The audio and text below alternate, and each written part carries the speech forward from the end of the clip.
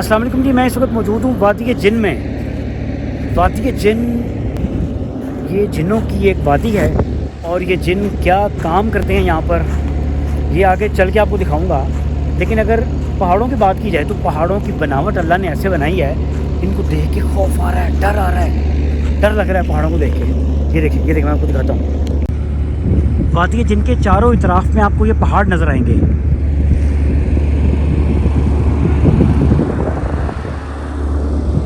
ये देखिए,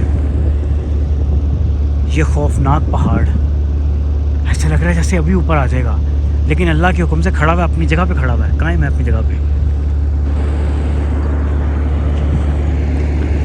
यहाँ पे सुनने में आता है कि पानी अगर आप स्लोप वाली जगह पे फेंकेंगे, यानी सड़क नीचे की तरफ है, पानी उस तरफ फेंकेंगे लेकिन पानी ऊपर की तरफ आएगा।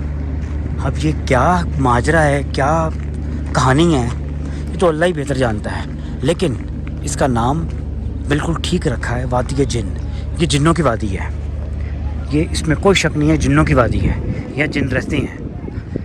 ये सामने देखें पहाड़, इसकी बनावट देखें, अल्लाह ने कैसा बनाया इसको, खौफनाक।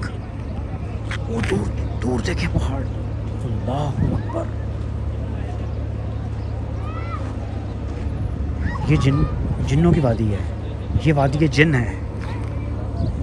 माजी में बड़े बड़े किस्से यहाँ के सुने हैं, लेकिन उसमें कितनी सच्चाई है, कितना फसाना है, ये अल्लाह ही बेहतर जानता है। वो थ्रू आउट आगे तक पहाड़ है, वो थ्रू आउट आगे तक पहाड़ है, वो देखें।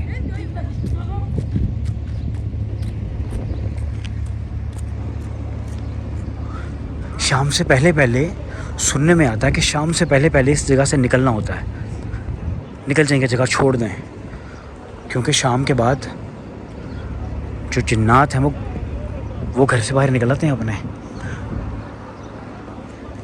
ये देखें चारों तरफ में पहाड़ हैं।